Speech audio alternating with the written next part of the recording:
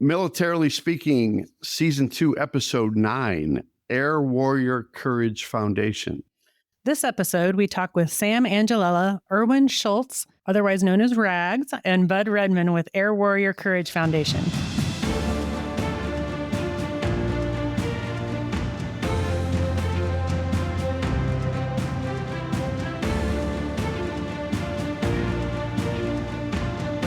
Welcome to Militarily Speaking, including a dog that's present for us today, too. So we'll get some nice sound bites. Brought to you by Armed Forces Bank. This is Tom McLean and Jodi Vickery, a wonderful military spouse of a couple of years. I'm the military retail executive with 5 dogs and for Armed Forces Bank. Jodi's our chief digital officer for the company and just celebrated, unbeknownst to her, a 5-year anniversary with the company. She has to catch up to my 18 years, but she's been with us for 5 years. So that's kind of funny. I totally didn't even know that. I saw it on a slide this week.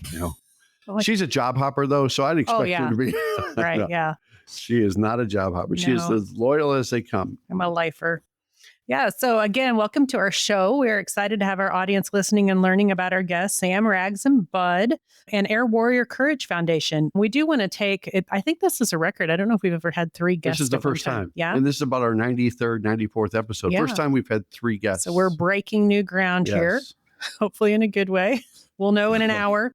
But we do want to take a few minutes and tell our audience a little bit about each of you. I'm going to start sharing a little bit about Sam Angelella. Sam is currently the chairman of the Air Warrior Courage Foundation, and he's also consulting in the defense industry. He's responsible for engagement with all entities of the United States military, including the Department of Defense. Should we say, is it the Department of War now? Should we update that? Mm-hmm. Yeah, there we go. U.S. Services Leadership in the Pentagon, Joint Staff, all major commands, and combatant commands. Sam's military career spanned more than 34 years. I should say at the top of this, thank you for your service, for sure. All of you. He joined GE Aerospace in 2015 after retiring from the Air Force, where he was the 3-star commanding general for U.S. Forces Japan and commander of 5th Air Force, Pacific Air Forces. Is it Yokota Air Base? Yeah. Did I say that right? Well done. Right, outside Tokyo. Mm-hmm. Yeah, very good. In Japan. And prior to that assignment, he was the vice director for strategic plans and policy on the Joint Staff at the Pentagon, and he retired from GE in 2022. He is a command pilot with more than 3,200 flying hours, including 182 combat hours, mostly in the F-16 and T-38. He served as an instructor pilot, flight examiner, executive officer, flight commander, and operations officer, and he's commanded at the squadron, group, wing, and numbered Air Force level. His global experience includes the Asia Pacific, Europe, and Southwest Asia, in addition to 4 assignments on the Air Staff and Joint Staff in the Pentagon. He is a proud graduate of the U.S. Air Force Academy in 1981, with a Bachelor in Engineering Mechanics, which means he's smarter than both of us, Tom. Combined.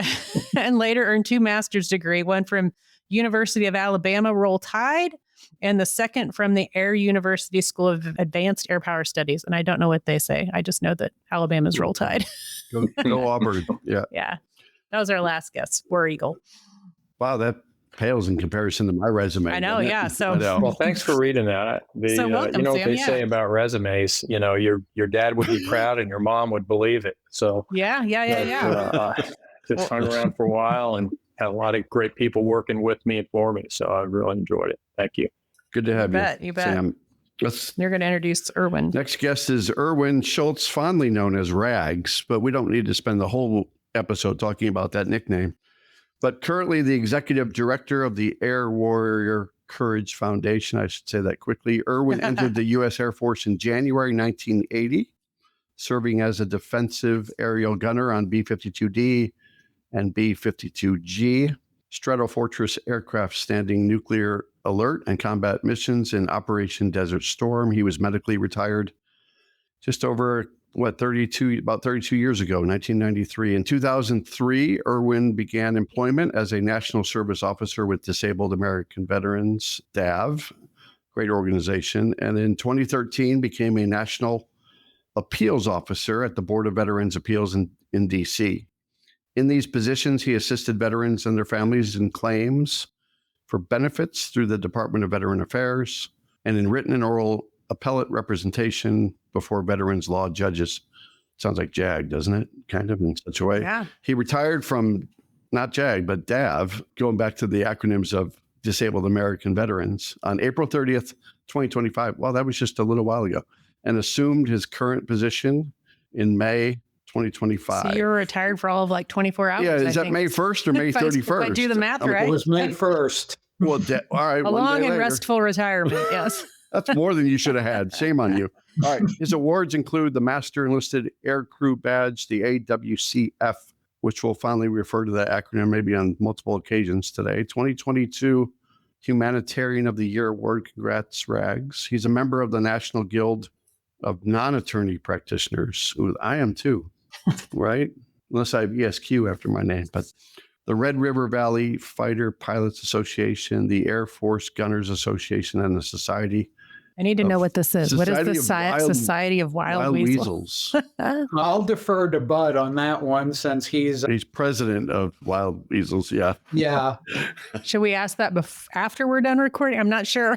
Or never. Or we just might have to edit anything like that. Nothing illegal. Good to know. Good to know.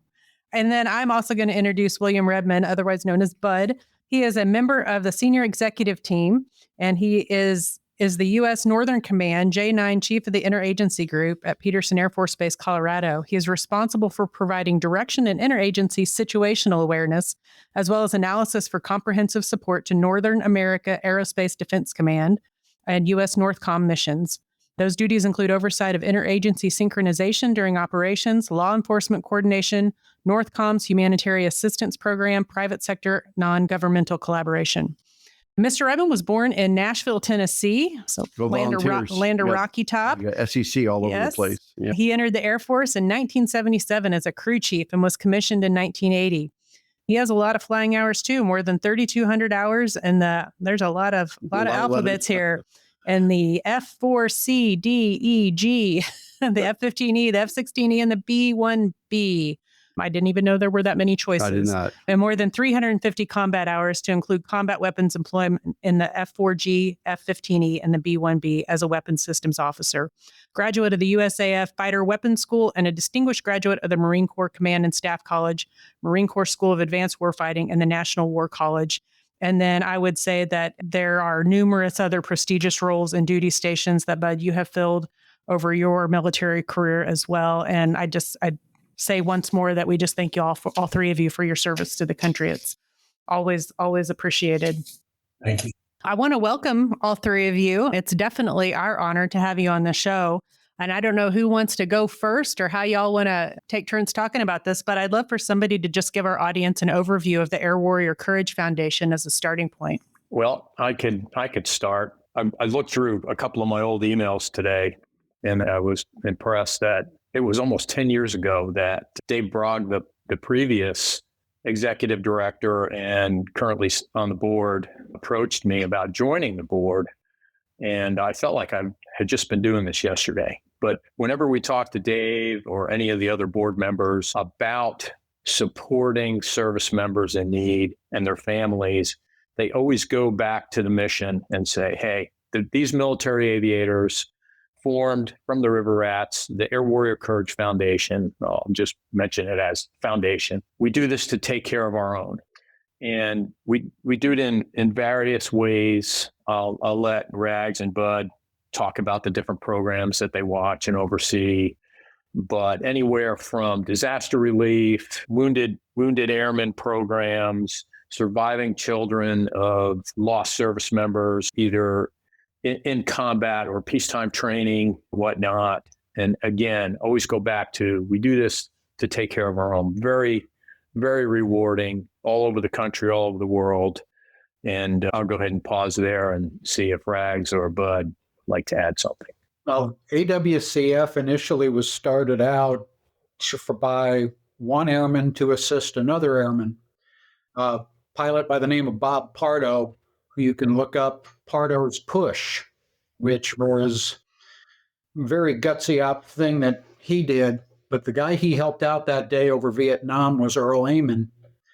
And when Earl Airman developed MS, this was set up to help him with anything they could do to try to make his life easier, because it established, it's one thing about you'll hear us talk about it probably a lot in this podcast, and we talk about it amongst ourselves in different ways, is the concept of being wingmen. And the rule is, it's not a written rule, but it's a rule: you never leave your wingman. And that's what we're doing here with the AWCF, making sure our wingmen are covered for, as long as we're able to. You're up, bud. Yeah, bud, you want to add something to that? Both gentlemen did a great job, but do you have anything else? I think it's a spectrum of support, from PTSD support for therapies, which are experimental, but they've shown promise, to a Navy E7 whose daughter had cancer and she had to come back, but he couldn't because his son was graduating in Italy, and supporting them for 3 months. It's just the things that we get to do is about as worthy as you could do in our stage of life. And that's what I love about the Air Warrior Courage Foundation. Talk about paying it forward, right? And giving back and Still so connected. fulfilling something that's you're passionate about. So I wouldn't want any 3 other people being in charge of what you guys do every day. So thank you.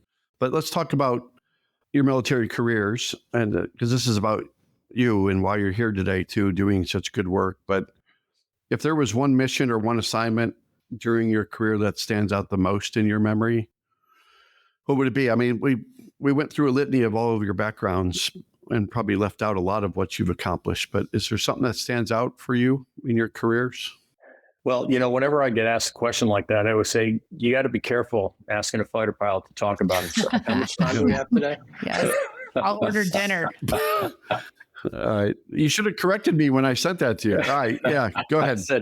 I said, my first assignment was my favorite because I met my wife. My first fighter assignment was my favorite because I met Budman and I got to go to Desert Storm. My next favorite was almost 10 years in Japan, which would go to on and off. I've had, 5 assignments in Japan, 4 in the Pentagon. You can read about that, but most rewarding is helping others. And I thought about this and I said, I actually was not in Japan, but we had 9/11 in our country. Japan had 3/11, the tsunami. And I was actually, as you mentioned, the director of plans and programs on the Joint Staff on 3/11 and being able to help out my friends in Japan at that time. And then shortly after that, I got to go back to Japan as a commander and follow up on that to help out.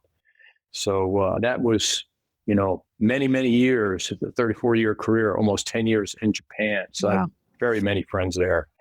And living that long overseas really made an impact on my children, my family. They've become very worldly, very international. And so that's what I'm most proud of, I would say, career-wise. For me, it's really hard to nail down any one particular assignment or mission or something like that. I would say the thing that stands out the most in my memory is the people I served with. And these are people who are just, I flew with some good crews. We had good ground crews, and people don't realize just how much it takes to get one aircraft in the air. And you get to see it from all sides, how everybody has to work together, take care of each other to get the mission accomplished. And that kind of continues on, after all of this. And it continued throughout my time in DAV. I've served with great people there, but, in DAV, we're all veterans in one form or another. I think it's just the camaraderie you have, for one thing. And then, like I said, just you're serving with great people. So that's the one thing that sticks out for me, is the people I served with. Yeah, I think that's a great answer. As I visit our banks on military installations and visit with command and in all branches of service, that's the draw for me too, is the people. And it's instant respect, instant gratitude.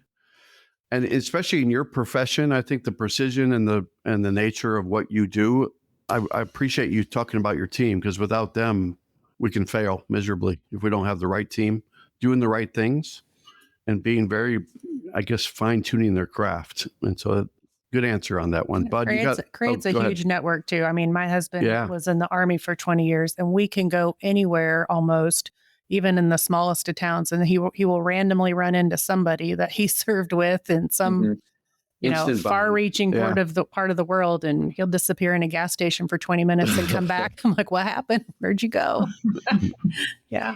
So for me, it was 28 and a half years of nothing but fun. From starting out as a crew chief to starting to fly to becoming a wild weasel with Sam, where we got to fly together, to the F-15E, where I got to deploy, and to finally, probably my most rewarding was going to the B-1. They sent 2 fighter guys to bombers, and what they wanted to do was do an exchange of cultures. And I would tell you, I was nervous, I was anxious, but the guys and girls accepted me. And 2 months after I checked out, I got to take the group to support operations in Afghanistan.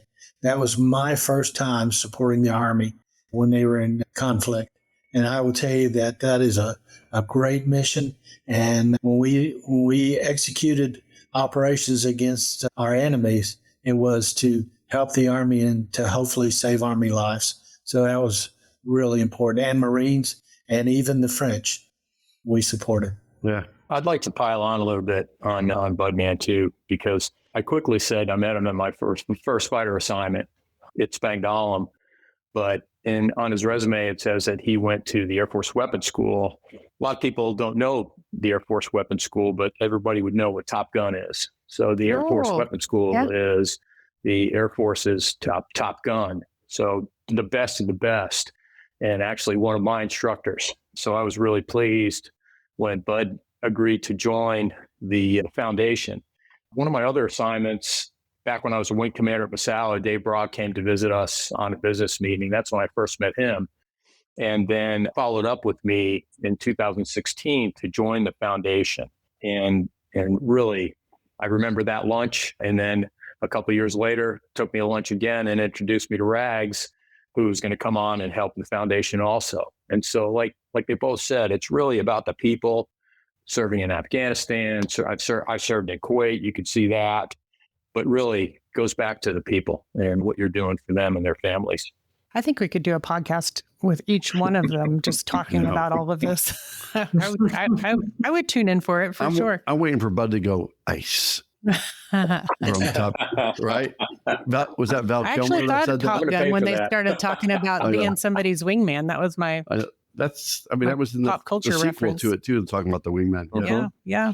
So I know that you're all three here to talk about Air Warrior Courage Foundation, and it sounds like you each maybe are responsible for different programs. I'd love for you collectively to share with our audience what those programs are. Well, I work right now doing the initial work to set up 529 accounts for children of personnel who die on active duty. That's what I've been doing this afternoon, is running down details to get 4 more set up. Awesome. That's great. Then also I help out with the Heartland, Kansas, Oklahoma, that area. We've got 3 great people out there who are the spearheads of this. One of whom is really an Air Force legend, Chuck DeBellevue. They work with these colleges and high schools, the ROTC and junior ROTC programs.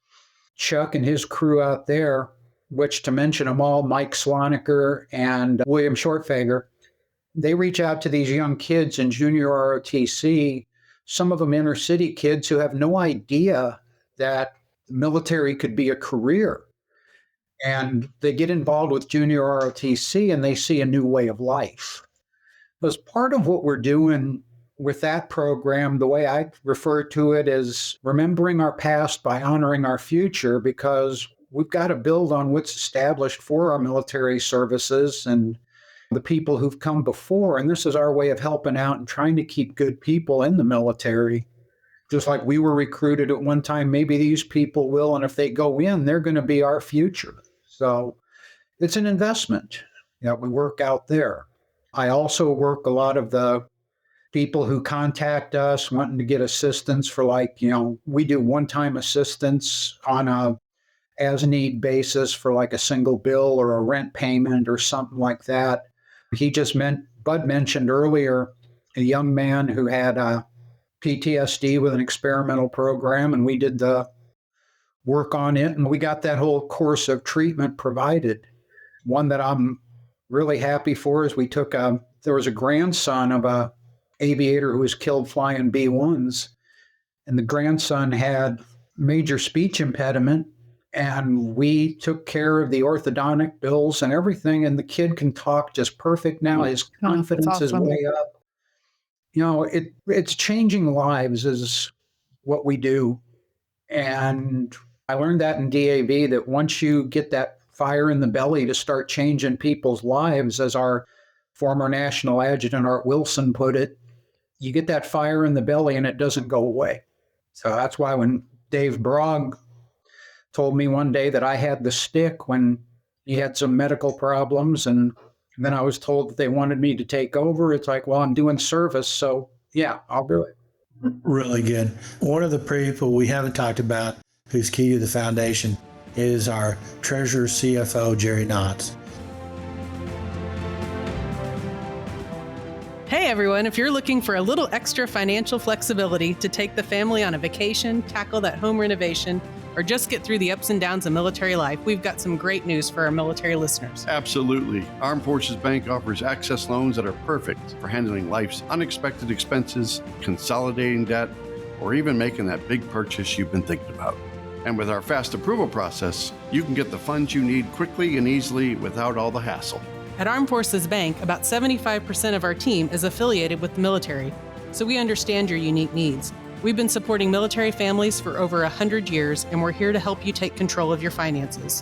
Whether you're active duty, a veteran, or a reservist, we're committed to offering you flexible terms and competitive rates, making sure you get a loan that fits your life. So if you're ready to take that next step, head over to afbank.com or visit a branch near you. Armed Forces Bank, serving those who serve. Member FDIC, subject to credit approval. Origination fee applies. Direct deposit relationship required. Loan terms are based on loan amount.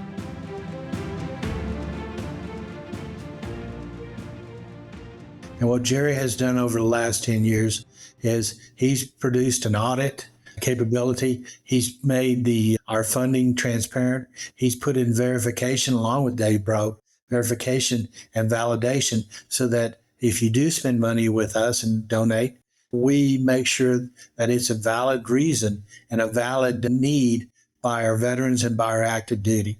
And so he's presented all that. So right now I'm working on a strategic plan, and I'm working to reset our databases and such for our website on there. But I will take over for Jerry, who's done a great job on that. And I will say that just the magnitude of our TSP support of $120,000 per year to that and to special needs kids of veterans is a pretty good thing that we do, and we love it. And Sam talked about me. Sam is a graduate of the School of Air and Space Studies. That's a brainiac school in the Air Force. That's right up my alley. Yeah. You did establish that you're definitely smarter than Tom and I. Right. Yeah. And so you don't really have to read and write to go to Top Gun School, but you got to go read and write to go to SAS. I'm sure there's more qualifications than that. Well, thanks for that. Thanks for the transition, but as long as we're talking about schools, Rags talked a little bit about the junior ROTC, but we also provide not scholarships. The Red River Valley Fighter Pilots Association, the Wild Weasels, they do scholarships. We do college grants. And so we do college grants for all the services. Being that I'm in Daytona, I actually have the opportunity and privilege to go to Embry-Riddle and provide those college grants to the students in person. And I'll tell you what, sitting around the table with those young ROTC students, future leaders of all the services, is very uplifting and very rewarding. To do that, we do that all over the country. But like I said, I'm fortunate enough to be here in Daytona by Embry-Riddle, and not just Air Force, all services, Navy ROTC, which covers the Marines, Air Force ROTC, which covers the Space Force, and then also the Army ROTC. I do try to get the other services to come over to the Air Force. It's just in my nature. Competitive as you are. Like I said, very rewarding and uplifting. Following on a little bit of the things Rags mentioned, helping out individuals. at the Fisher houses near the military hospitals around the country, specifically in San Antonio.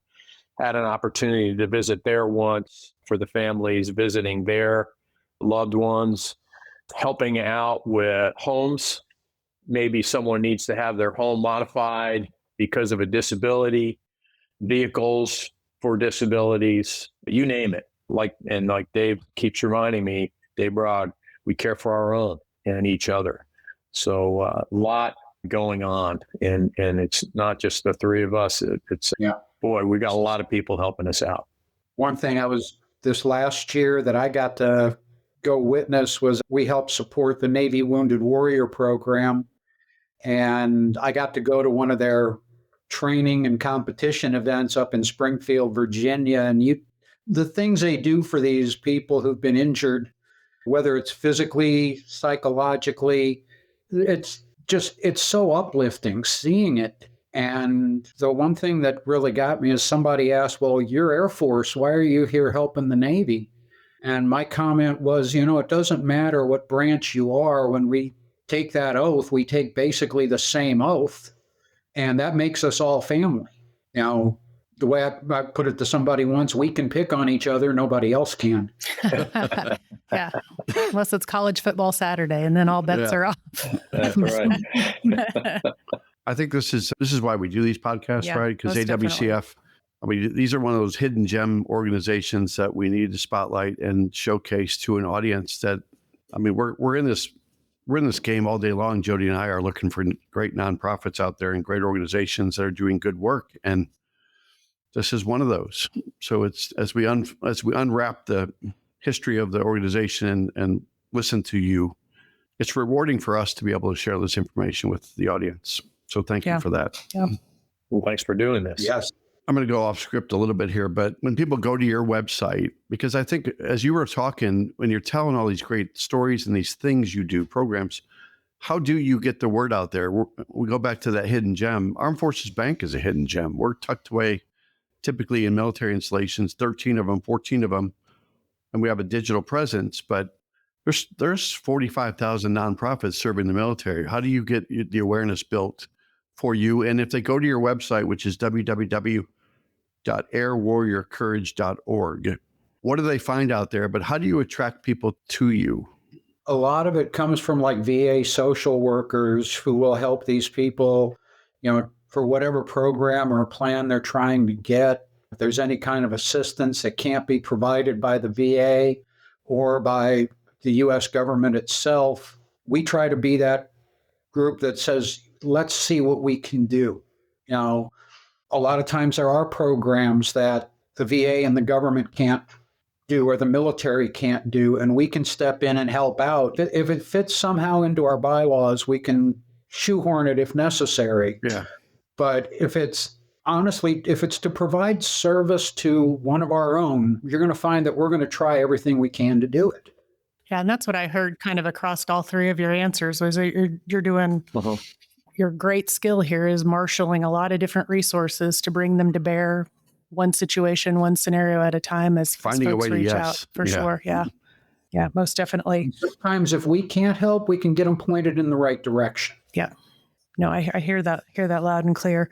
So I think you mentioned that you were working on the strategy side of the house right now. I'd be really interested to hear about what does that way forward look like? If you look, I don't know if any of us have a crystal ball 10 years down the road. Let's go with 5 days. Yeah. I know. What are we doing tomorrow? What's tomorrow look like? Sometimes that's reality. But so what does that vision look like? Around here, we like to look at 3 years, 5 years out.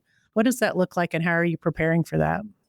Yeah, I would say that a lot of the founders of the foundation, Vietnam era veterans, are choosing to make their positions available for the next generation of leaders.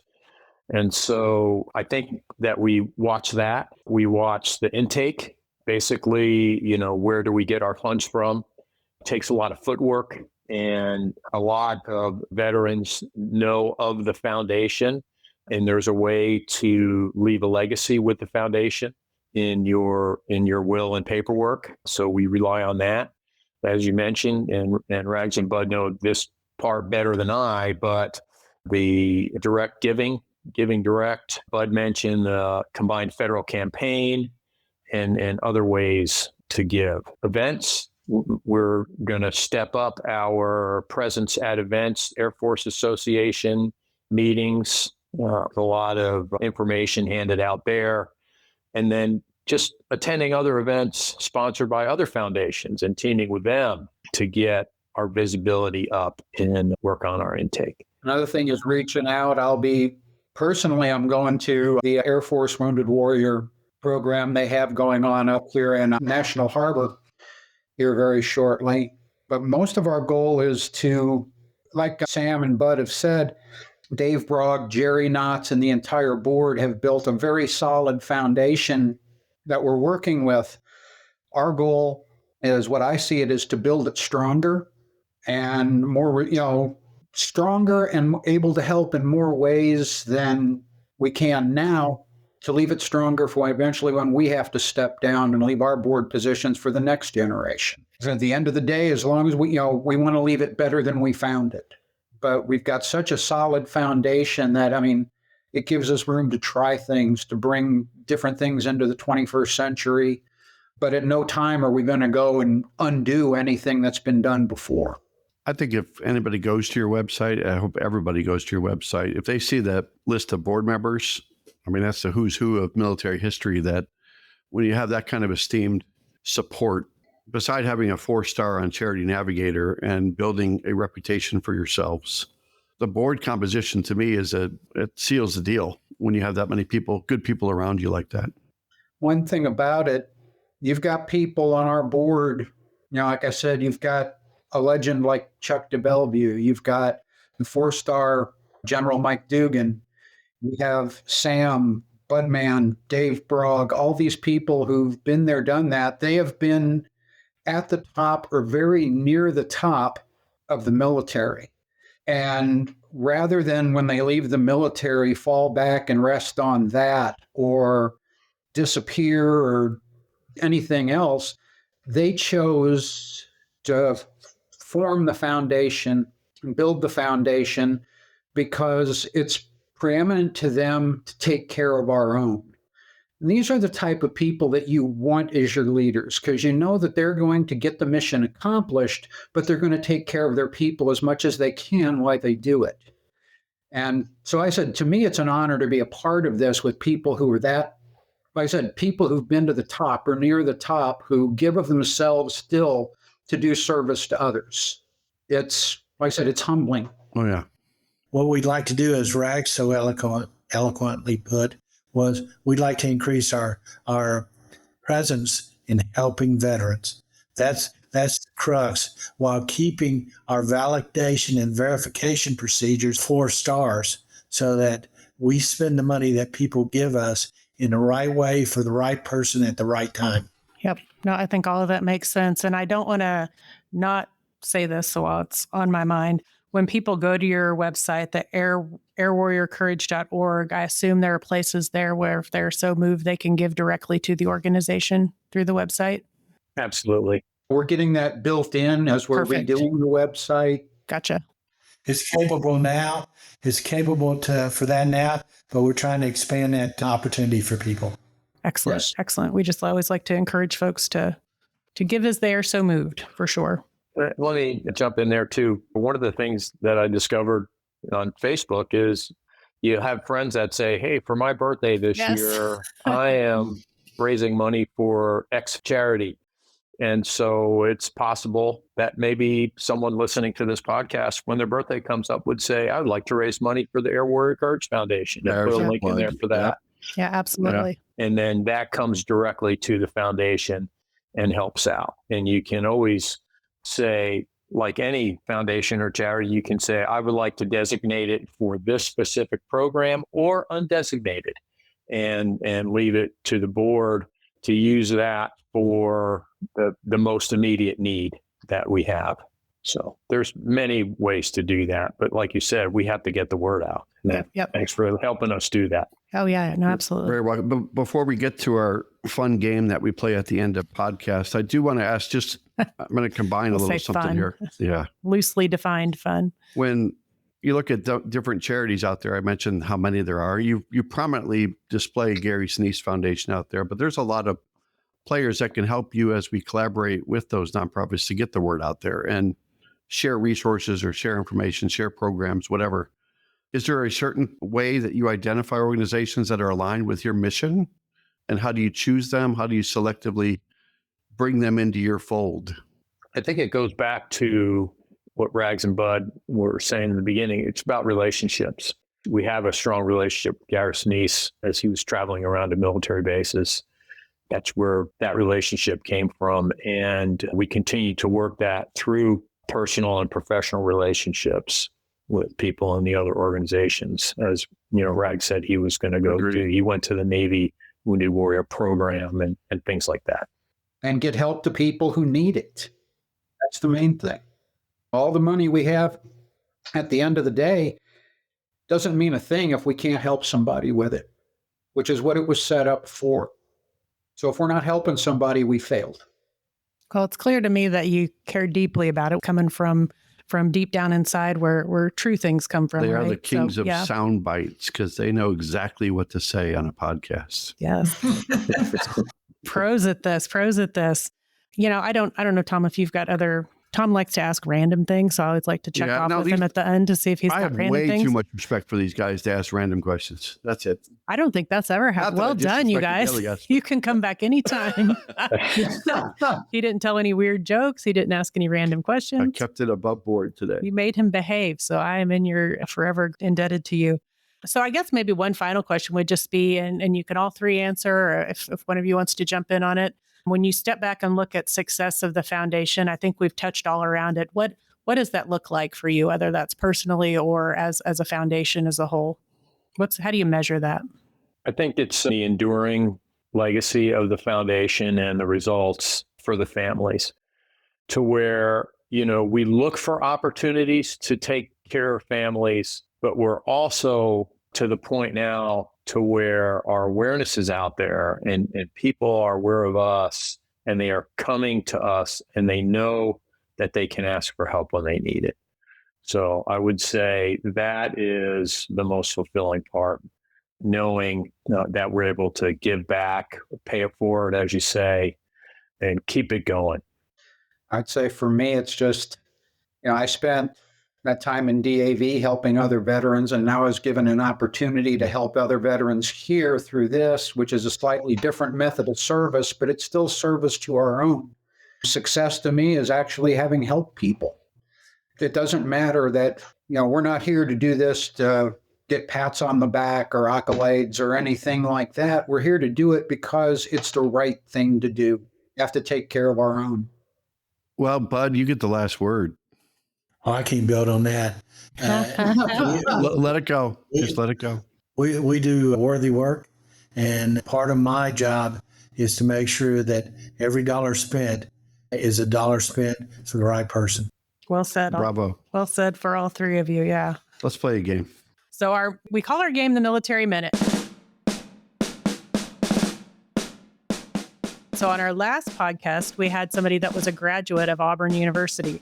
So we tailored our question around that. And I know we have a University of Alabama grad on the phone, so maybe rivalry might cause you to know this. I don't know. How many national championships have the Auburn Tigers football team won, and what year was the most recent win? Anyone want to wager a guess? Too many in 2024? 2009? Oh, missed it by that much. You round up by a year. We'll round it up by a Perfectly year. correct. Yeah, 2010. 2010, yeah. Can you believe they've won 9? That was actually surprising to me. But I was going to say 8.5. 8.5, we'll see. I'm sorry, I don't pay attention unless it's baseball, and it better be the St. Louis Cardinals. Oh, then you and Tom might not be able to be friends. He's a Cubbies fan. Thanks for joining us today. We have to end this abruptly. The connection's getting disrupted. Yeah, no, he's a Cubs fan. The Cubs did make it farther than the Cardinals this year. He's sad right now.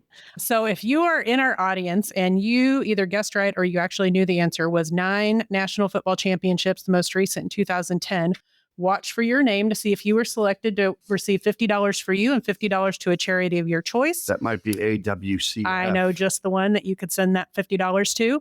This week's Military Minute, though, y'all can't answer because we're going to tee this up for our audience. But You might know. It is a question about the National War College. There is a hall at the War College dedicated to a military hero in our history, and we'd like our audience to name that hero.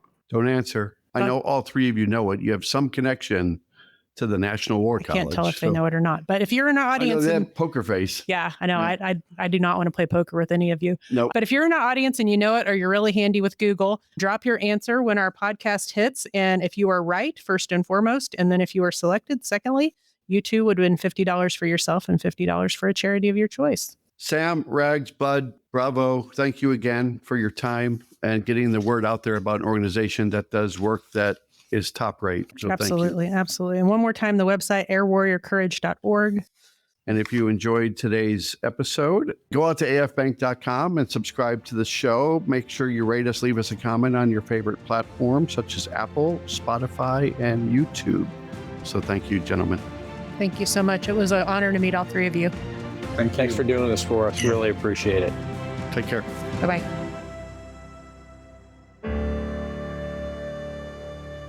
Copyright Armed Forces Bank, member FDIC, equal housing lender. All non-Armed Forces Bank owned apps, websites, company names, and product names are trademarks or registered trademarks of their respective owners. Their mention does not imply any affiliation with or endorsement by Armed Forces Bank of them or their products and services. They are merely used as examples of the many available apps, companies, and websites that offer similar services. Before using any app or website, you should carefully review the terms of use, data collection, and privacy policy. Apps may have an initial cost or in-application purchase features. This information is general in nature and is not intended to be legal, tax, or financial advice. Although Armed Forces Bank believes this information to be accurate, it cannot ensure that it could change. Statements or opinions of individuals referenced herein are their own, not Armed Forces Bank. Consult an appropriate professional concerning your specific situation and respective governing bodies for applicable laws, such as IRS.gov for current tax law. Armed Forces Bank, the Armed Forces Bank logo, and the Militarily Speaking logo are registered trademarks of Armed Forces Bank.